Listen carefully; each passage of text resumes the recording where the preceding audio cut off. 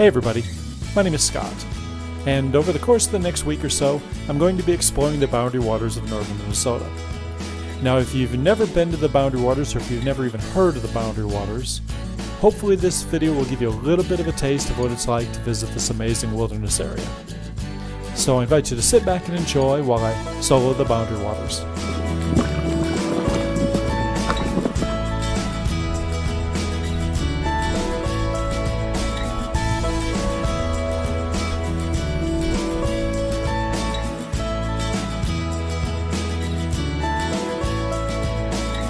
The Boundary Waters is a wilderness area of about 1 million acres in northern Minnesota, situated between Lake Superior and the Canadian border. It's actually part of a much larger ecosystem that extends into southwestern Ontario as Quetico Provincial Park. The Boundary Waters Canoe Area is the second largest wilderness area in the United States east of the Rockies, second only in size to the Everglades. This amazing place is protected by the Forest Service, and everyone who visits is expected to leave it as pristine as they found it for the next person, because where else can you go to explore and live in the unspoiled natural habitat of moose, bears, lynx, loons, pine martens, wolves, and numerous other species? Now, most people I know where I live in Texas have never even heard of the Boundary Waters, and when most people think of Minnesota, they typically think of only two things: bad winters and really bad politicians.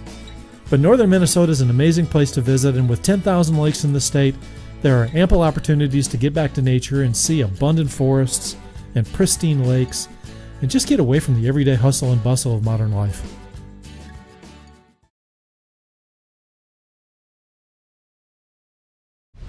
So it's Tuesday, about 1:15 in the afternoon, and it is just too windy. I don't know if you can see it right there, but there's white caps forming on the lake. There's been a storm coming and going all day today, and the wind is coming in from the northwest, and it is just too windy. Those white caps are too big, and it's I would have to head straight into that to be able to get to my next destination. So I'm going to be sitting tight, probably having to take a camp day today, just because it hasn't dropped below about 15 miles an hour, and the forecast for the rest of the week is for much lower winds. So I'm going to be sitting in camp today.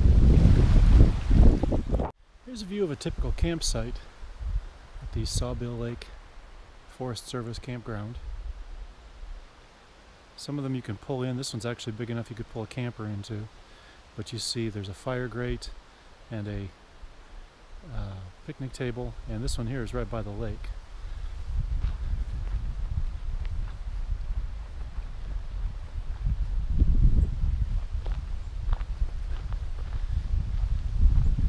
So you can see the fire grate here. Somebody camped here last night, but it's vacant today. And this one happens to be right on the waterfront, so that you could actually, there's a snow fence down there, but you typically could walk right down to the waterfront from here. Some people have broken through the fence there, but you could walk right down to the waterfront. There's an access point a couple hundred yards away, so there's no real reason to. But as you can tell, there's a lot of pine trees around, a lot of birch trees, aspens. It's just a beautiful, serene place. So it's about 6 o'clock on Tuesday, and it has been raining all day today, and I am tired and I'm a little chilled, and it's going to get cold tonight, down to about 42 degrees. And so even though everything's wet and everything's been raining all day, I've gathered some wood, did a little bit of splitting. I want a fire, so I'm going to light one.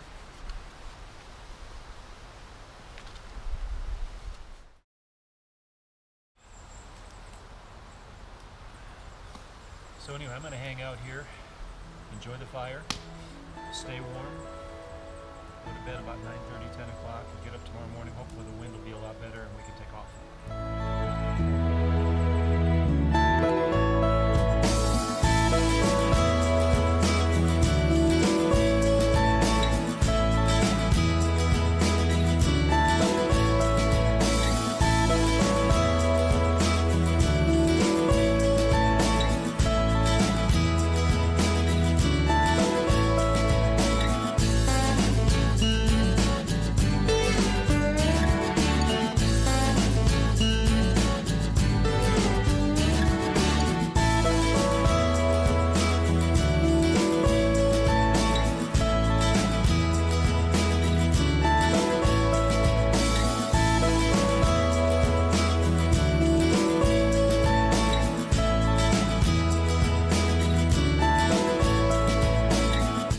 adventure into the Boundary Waters began at Sawbill Canoe Outfitters on the southeast shore of Sawbill Lake, about 30 miles north of Tofty, Minnesota, a little hamlet situated on the north shore of Lake Superior.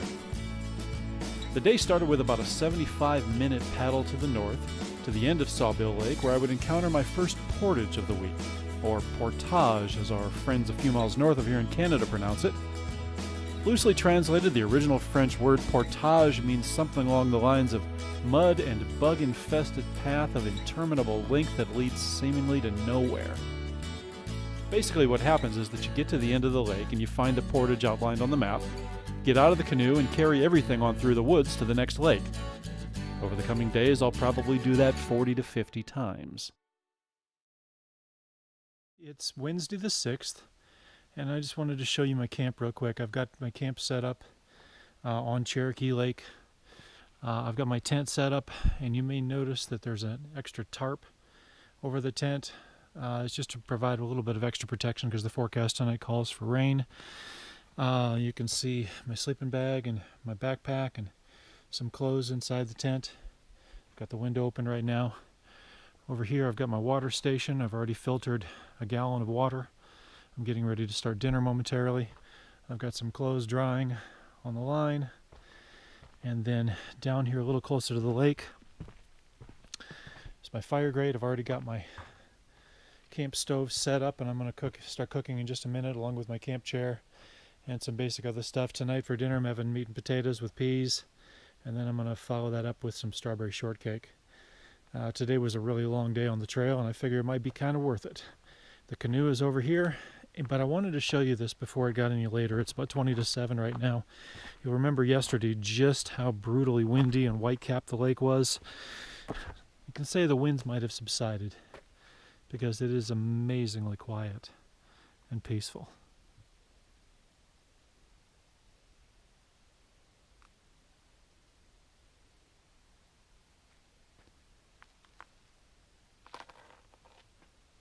A little earlier I heard a loon out here, and if she comes out and starts hooting again, I'll try to capture it. There'll probably be plenty of times I can do that this week, but I just wanted to show you just how serene the lake can get in the evenings. And if it wasn't so overcast, unfortunately I'm facing east, so I'll get a really nice sunrise. I won't get a sunset here, but we'll see what a little later brings after I get a fire lit.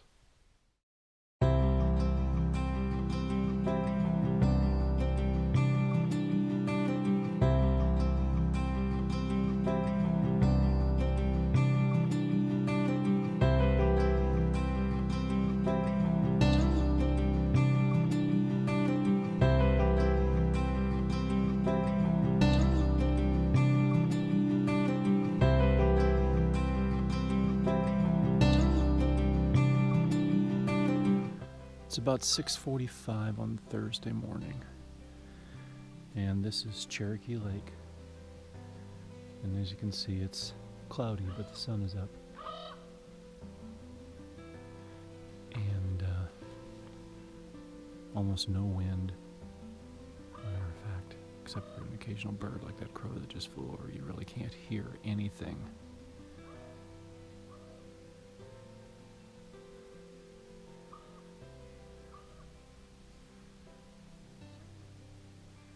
This kind of solitude is exactly why I came here.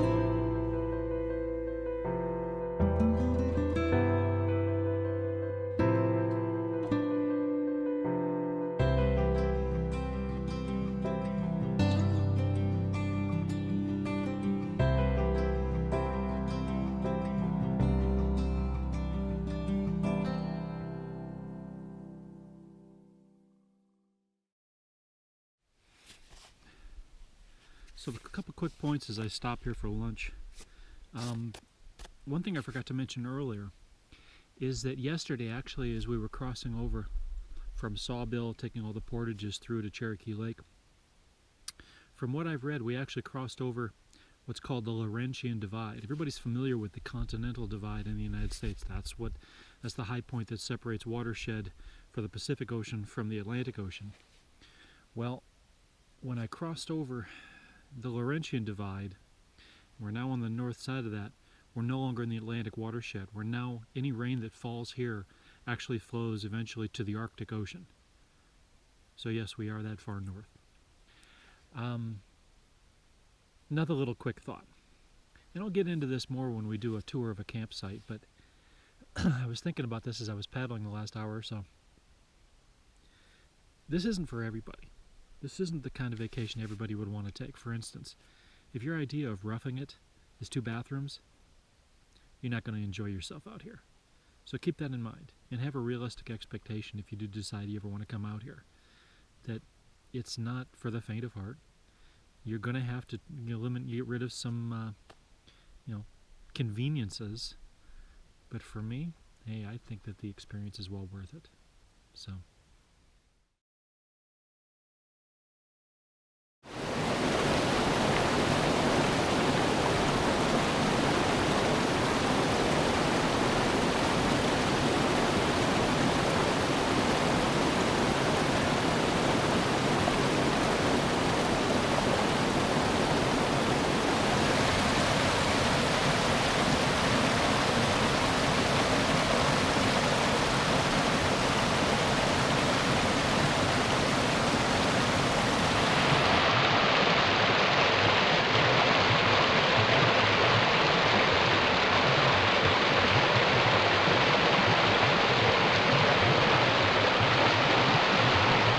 So it's Thursday, and we're coming to the end of an amazing day. It's a little after 6 p.m. I found an awesome campsite, maybe one of the nicest I've ever seen up here on Long Island Lake. So I've got my canoe stored over there. My tent will go here.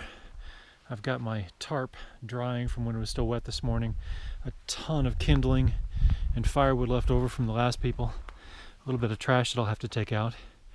I got some of my clothes drying, some of my other stuff, because today was an adventurous day, and but it was a lot of fun. But probably the best thing about it is that I've got gonna have an amazing sunset tonight. So, and the lake is just as calm can be. So the sun is out, it's warm, I've got things drying. It's gonna be a awesome night.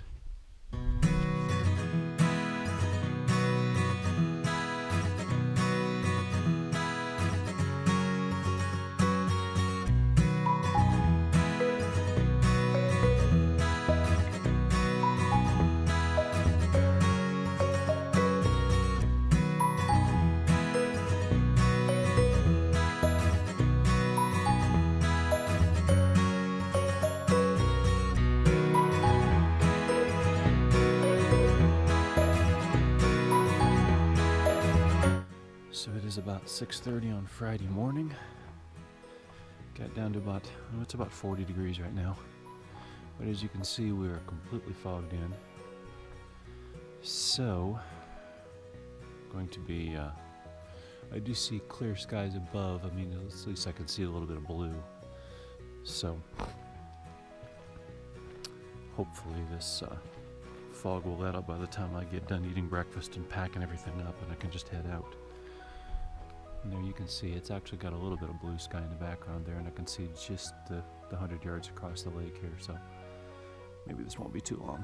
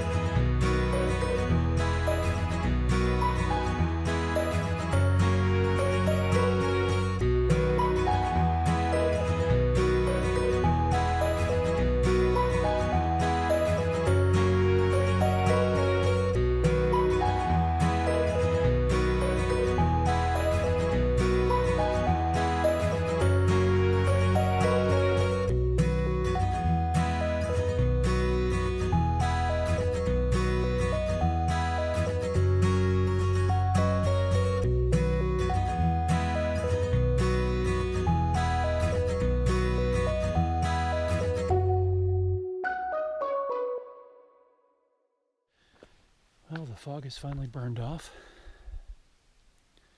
It's about 8:45. I'm getting ready to pack up and head out. But as you can see, it's not a cloud in the sky, no ripples on the water, only slight remnants of fog left over. This should be a magnificent day for canoeing, at least a magnificent morning for it on the water anyway. Well, this ought to be fun. Come to the end of a portage from Long Island Lake heading toward Muskeg, and I get to portage over a beaver dam.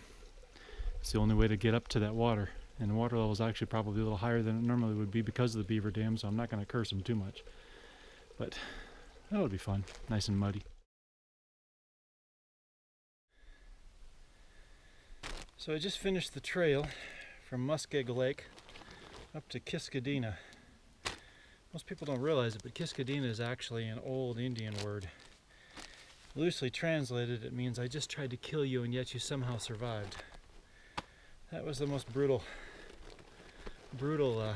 portage I've been on yet. It was about 5/8 of a mile, 185 yards. And you start off, you go through some mud, and then you go up, and you go up, and you go up, and you go up a trail. And then it flattens out a little bit after you've gone up a while. And then you come to a rock staircase that goes up about, I don't know, 100 feet. You get to a bend in the staircase and you go, I'm about done. And you realize, oh no, I still got 70 feet more to go. So that was kind of brutal. So I'm going to have some lunch. I'm having summer sausage on a pita bread and gorp and probably about 3 gallons of water. Catch my breath, get some energy, and then Kiskadena's a long lake. I can relax on this one a little bit. So I want to show you something that really irritates me about being up here in the North Woods. One thing that you can see, or one thing about being up here in the North Woods is that birch trees are great for starting fires. Birch trees are the ones with the white bark, and if you find some birch limbs laying on the ground, you can light those with a match, and they start a fire real easily. What irritates me is when people come to campsites like this and they don't bother to look around for birch bark that's laying on the ground. Instead, they come and start to strip it off a tree. Now, this has been done a long time ago. You can see that the tree's got a wound here that it's trying to heal, but there's about 4 or 5 feet of birch bark where somebody's just come up here with a knife and just peeled it off, and then used it to light fires because we're only about 40 feet away from the campsite. That is really damaging to the tree, and that is not leaving no trace behind. So I'm hopeful that if ever you do come to the North Woods, please don't do that.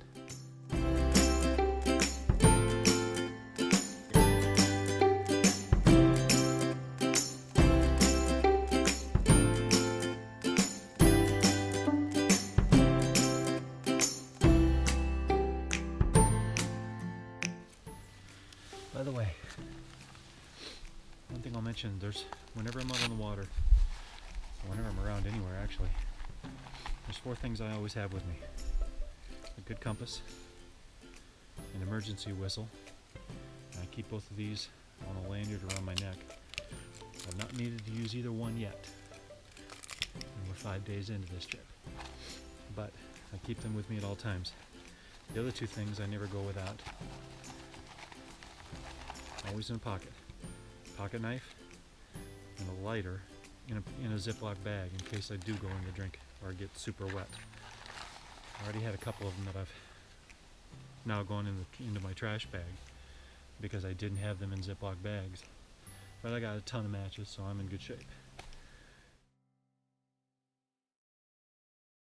So it's Saturday morning, and I camped here on Winchell Lake overnight. I got a fairly decent campsite facing on the north shore of Winchell Lake. So let's talk for a minute about cooking and food. Most of the food that I brought, excuse me, I've dehydrated myself. So for dinners, in my dehydrator, I made things like chicken fried rice, or a taco mac, or a meat and potatoes, or chicken noodle soup, anything that I could reconstitute easily. I tried to make it so that for this trip that cooking was very simple. So I've got here a MSR Dragonfly stove along with a fuel bottle, and then I've got my cook kit over here with I've built a cozy for it, and the cozy basically just an insulator. So when it's time for me to cook anything, this morning I'm going to have oatmeal with dehydrated apples. And this is a good way for me to start the day. I don't, since I don't drink coffee, I mean I'm really just heating water for any of these meals is all I have to do. So in order for me to light this stove, I turn on the fuel, and then I let just a little bit of fuel into the fuel cup.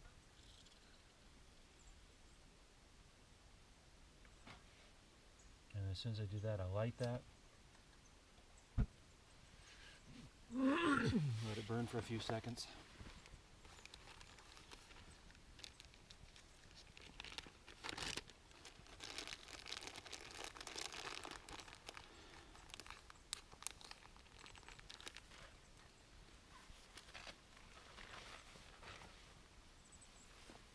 I've got a windscreen here which will help keep the heat concentrated around my kettle.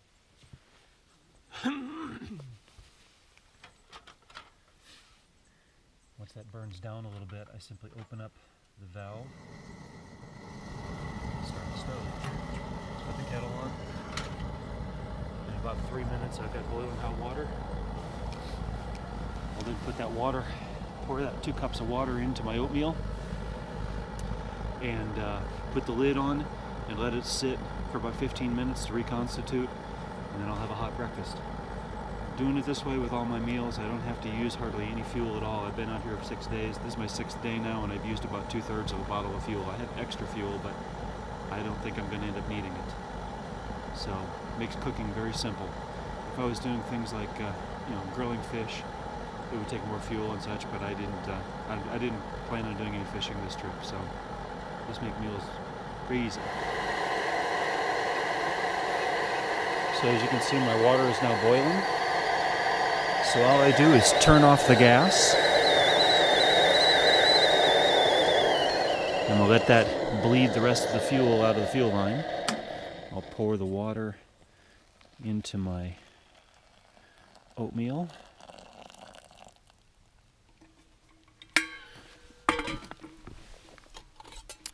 Stir it up a little bit. Put the lid on. And go find something to do for 15 minutes while it's cooking. While we're waiting for breakfast, let's talk a little bit about campsite selection. In the Boundary Waters, there's you can only stay at approved campsites. And a campsite basically consists of 2 things. One is a slammer. The other one is a fire grate that you see here that I've got my cooking set up on top of. Everything else is primitive. But they have done a good job of clearing away some trees to make some tent sites. However, for an ideal campsite, you want a tent site to be level. For me, this was the most level tent site that I could find, and it's at about a 10-degree angle, which may not seem like much. But I had a heck of a time sleeping last night because I kept sliding inside the tent. So you want to try to find tent sites that are level. At least I do. I had a hard time sleeping last night. But there's plenty of open space, or at least enough open space for me to set up the stations that I need. I got my water station over there. I had my tent. I got my canoe down here in the trees. Down by the water, I've got my clothesline, and I've got my life vest hanging there. So, it's all pretty convenient. You just kind of make do with what you have. But the other thing I wanted to mention is whenever I come to a campsite, the first thing that I do before I decide to stay is I look around for any widowmakers. Which basically, just if you look up in the trees, you're looking for any dead trees or tree limbs that are hanging that in case we get a big wind overnight, might knock a tree over. Now there is a dead tree right there by the waterfront that you can see. There's no green foliage on it, so it's dead, but it's far enough away from my tent that I wasn't worried about it. So I always check for widowmakers first, and if there's no widowmakers and I can find a decent, fairly flat tent pad, then I'll probably stay. Alright, so our oatmeal is cooked for 15 minutes. And take the lid off, and there you go. Perfectly reconstituted oatmeal with a number of dehydrated apples, all steaming hot, ready to go. Time for me to eat breakfast. You can hear our friend the chipmunk up here, not real happy with me. Oh, it's a squirrel.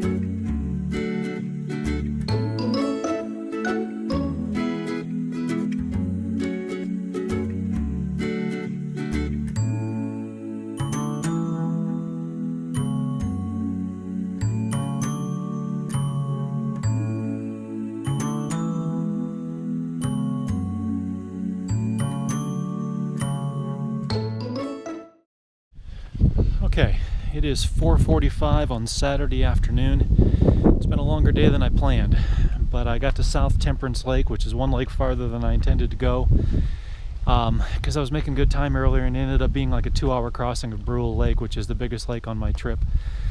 And then when I got to South Temperance, there were no campsites available. At least I didn't think so. I found the very last of the 4 on this lake available. So you can see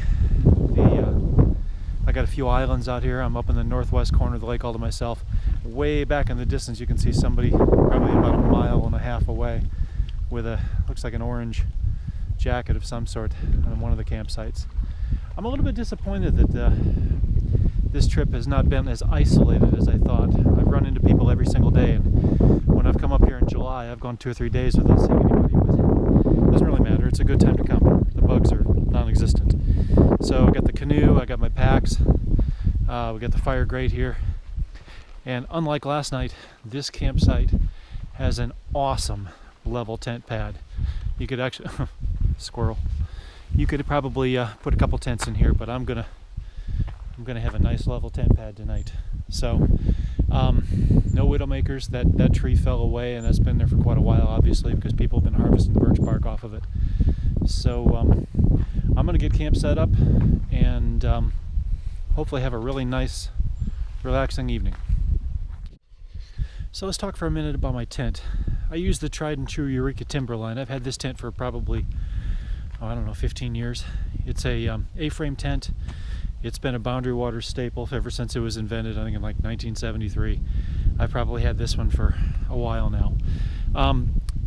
But you'll notice I've got a white tarp. That's actually a piece of Tyvek home wrap. I put that inside the tent because at night, with the pressure of me sleeping on the tent floor, it'll wick moisture up from the ground. Having the Tyvek down on the inside of the tent will not only keep the tent floor cleaner, but will also keep anything inside from getting wet. I then put a Thermarest mattress down, which I've just got an inflatable Thermarest mattress, and then I put my sleeping bag on top of that, plus I've got a Thermarest pillow that compresses very nicely. And then with that, I'm pretty comfortable and dry. Some people will put the ground tarp on the outside under the tent. I've done that too. But in this particular case, I like the Tyvek. It actually brightens up the inside. The only problem with Tyvek, it's you can get it from any job site. Just show up after they've finished wrapping the house, and you probably can ask them for a piece. The piece that I got was a little bit too small because I didn't count on it being as wrinkled as it was when I stuff it into the stuff sack. But it still is big enough to do what I need, even though it doesn't cover completely the tent floor. This is a 4-man Eureka timberline. I'm the only person in it, so I got plenty of space. But the Tyvek works fantastic. So this campsite on Temperance Lake, South Temperance Lake, must be one of the modern ones because it actually has a slammer. It's not a good slammer, but it's a slammer. So let's talk about hydration for a minute. You got to stay hydrated when you come up here. You got to drink a lot of water. And the first couple times I came up here, if you wanted to drink water, you just dipped your cup in the lake. And you probably still could do that, but little critters like Giardia and Cryptosporidium and other little nasties like that, you probably don't want to be consuming because your stomach's just not used to it. So it's a good idea to filter the water. Now when I've come up here before, and I've seen a lot of other people do it, where they use a pump filter, where you're constantly pumping water out of the lake into a bottle, and it takes about 30 minutes to pump a gallon. That stinks. I got a better solution. This is a platypus water filtration system. It's got 2 bags. I'll show you how it works. So here's the way the platypus water filtration system works. There's a bag labeled dirty and a bag labeled clean. All I do is hang a piece of parachute cord between 2 trees, which, by the way, I brought about 400 feet of parachute cord. I don't think you can ever have enough when you're up here. But hang a piece of parachute cord between the 2 so I can hang the bags. We got the dirty bag here. The water flows out of the dirty bag through a filter that'll filter out all the nasties. And then I've also added, this wasn't part of it, but I also added from platypus a carbon element that takes away any sort of nasty taste at all from the lake. So there's no lake taste at all. Matter of fact, I brought some lemonade and some other powdered drink mixes because I thought that I might not like the taste of the water. I used one time, and it just didn't. I don't like it. I don't like the taste as much as the water. The water tastes absolutely delicious. So once the system is set, you lay the clean bag on the ground and you open up the little petcock here. And I don't know if you can see, but there's actually water flowing through right now. And when I come back in about 5 minutes, that bag will be completely full of water. Sometimes you see some interesting remnants of things people left behind when they came and visited on these wooden logs, people carving their name into it and such. But what was really interesting is to show that sometimes people come out here with a little bit too much time on their hands. Those of you who play cribbage will recognize that as a makeshift cribbage board built into the side of the log. They actually carved out part of the log to make it flat and then drilled in, 120 holes for a cribbage board. That cracked me up when I saw it.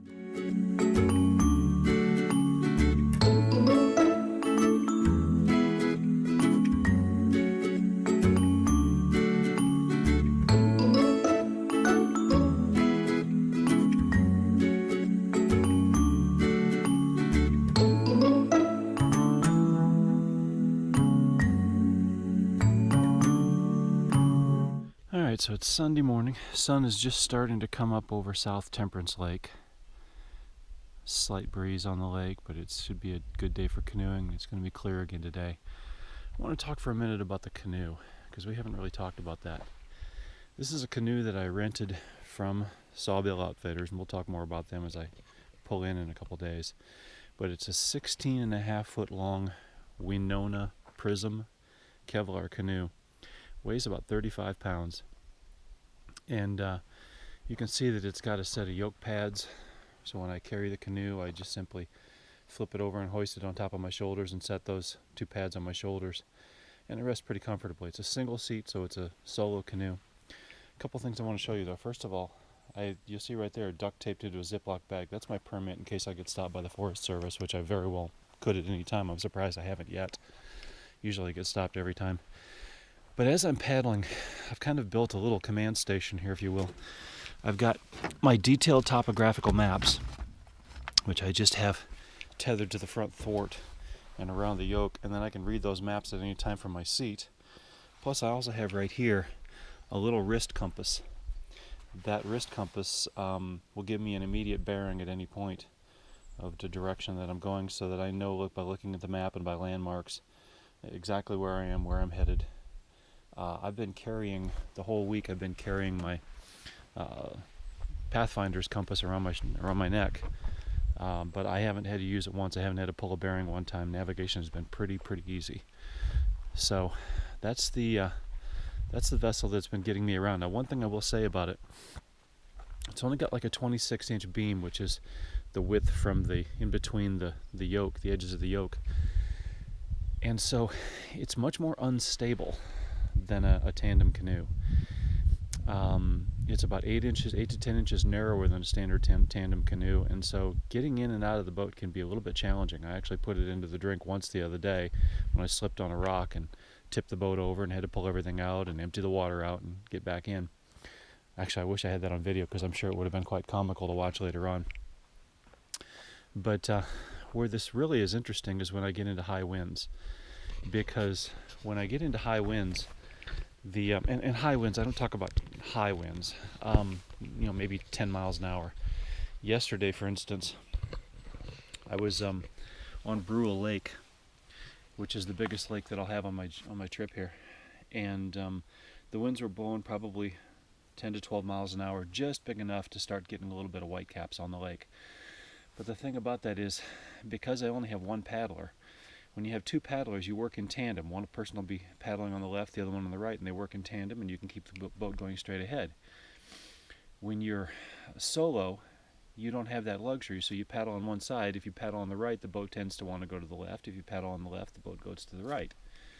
Now I can correct that with J strokes or a rudder stroke, but it's a lot easier if I just paddle 6, 8, 10 times on the right and then switch over and paddle to the left, and essentially I'm tacking my way toward whatever my destination point is on the horizon. But when I get into high winds, it becomes more of an issue, because the boat is lighter on the front end. It wants to, if the wind is coming from my left side, it's going to want to push the boat to the right, so I'll have to paddle on the right to keep in front of it, to keep it in line. Where this became a problem yesterday was I needed to hover along the north shore of Brule to go west to get to my destination, and the winds was coming from the southeast, sorry, and was pushing me right into the shore, and I couldn't paddle fast enough to combat the winds and combat the waves to keep it on line. So I had to turn around, go back, hover behind an island for a moment, and kind of recapture, and then I headed straight into the wind. And I wanted to just simply get across Brule, which is about 3/4 of a mile, maybe a mile, straight into that wind and straight into those waves, but the best way to get across was to tackle them straight on.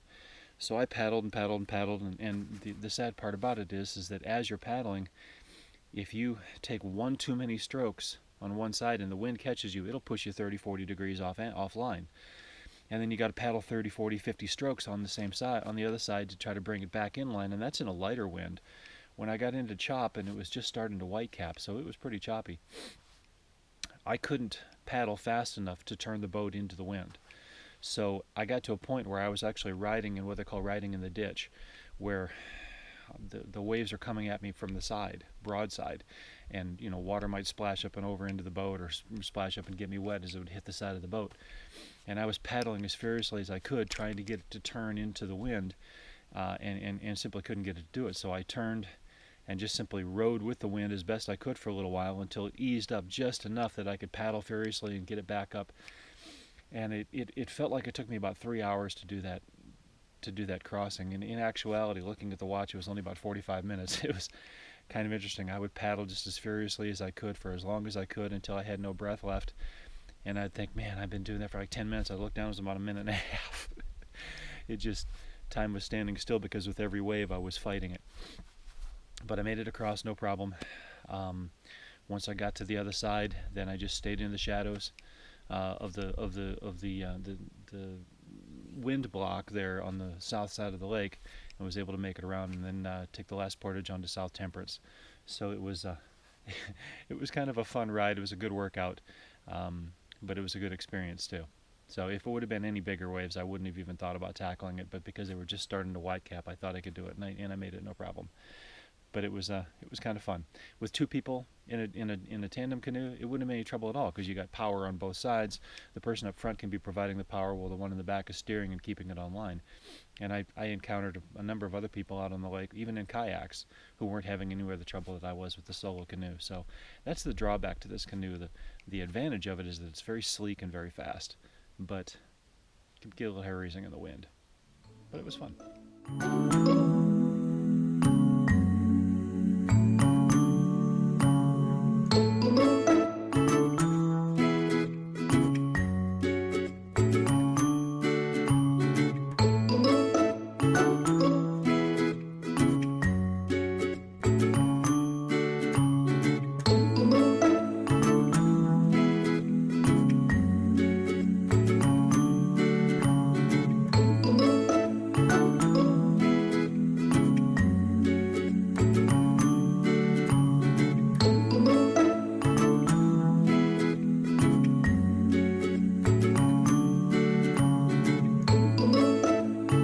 So it's 6:30 on Sunday evening, and I have checked into my campsite on Kelly Lake.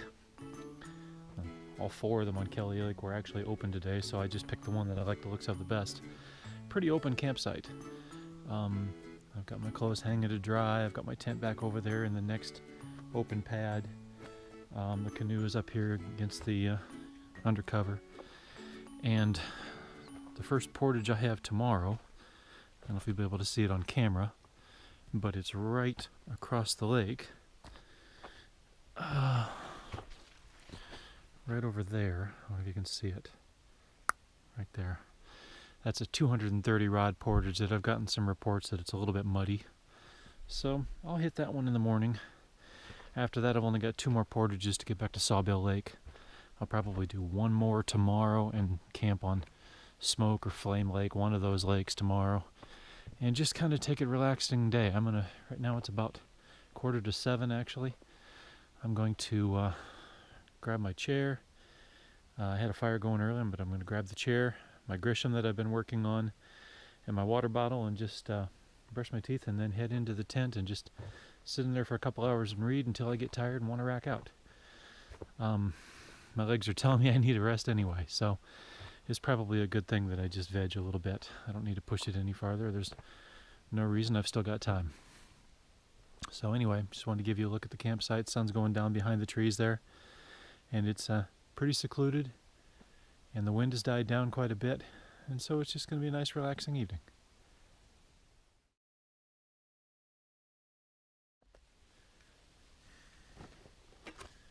So it's Monday morning,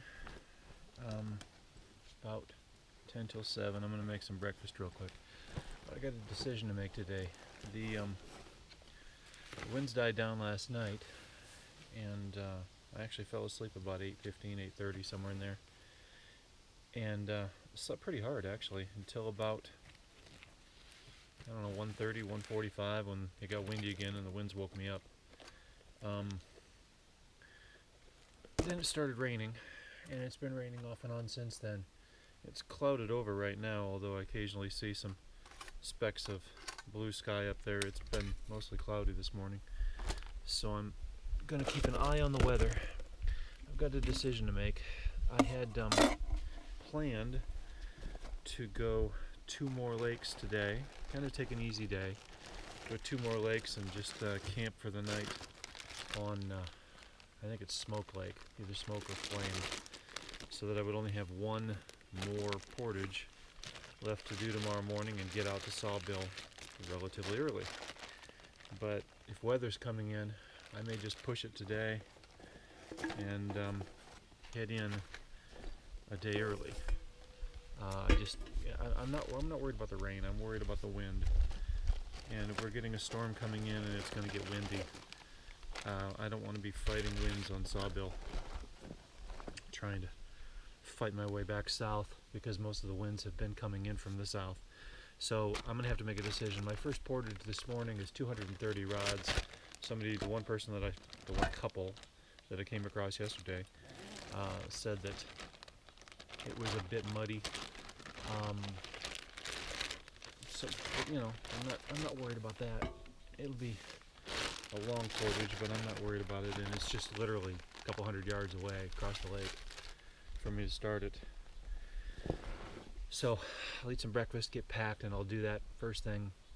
After that, the only other two to get out are like an 80 yarder and a 100 yarder, and both those should be a piece of cake. So I think that's I'm gonna have to just play it by ear today and just see how the day goes. If I get over to Smoke and the weather clears up and it's really, really nice, I may just say, you know what, I'm just gonna find a campsite over here and spend the afternoon kicking back in the sunshine if the sun comes out, and read a novel and just relax a little bit. And if the weather looks like it's going to get nastier, I may just push on and say, okay, let's I don't want to get caught back here and have to stay a couple days where the weather's bad and I can't get out until I want to, so, or when I want to. So I don't know, I'm just going to play it by ear. Breakfast time. Now that was an easy portage. Not many rocks to deal with, not many mud holes, very few trees just to work around. The only real tough part about it was that it was 240 rods. That's 3/4 of a mile for those of you living in West San Antonio, or about 1.2 kilometers for those of you who don't speak English. But you know what? I've done a lot worse portages this week, that's for sure.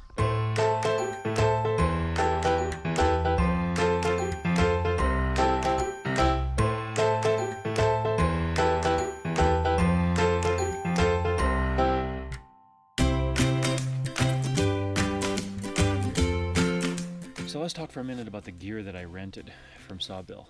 We talked, you know that I rented the Kevlar canoe from Sawbill Outfitters, but I also rented 3 other things. I rented a tarp.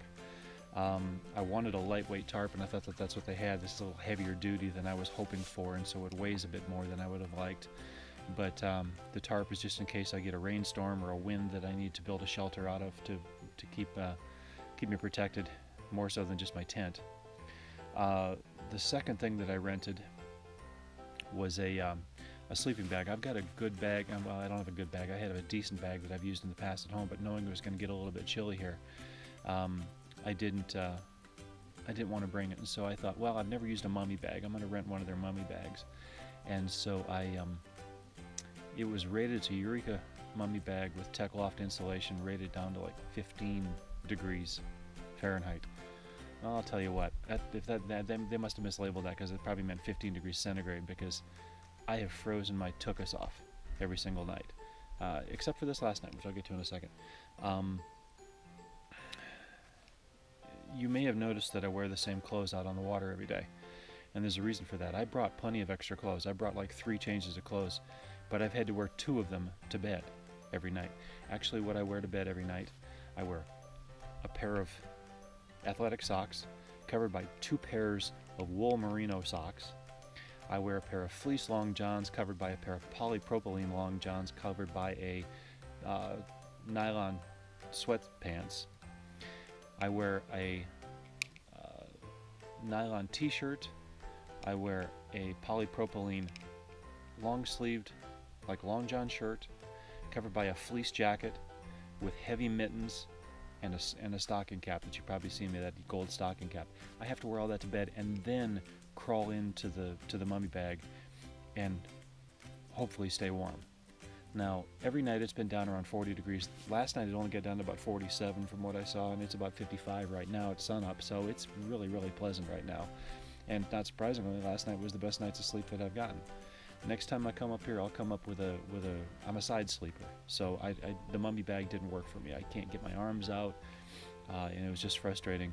So next time I'll get a rectangular down bag that'll be certainly better for this kind of temperature, and better for the way that I sleep when I roll from side to side in the middle of the night. But you know what? I made it work.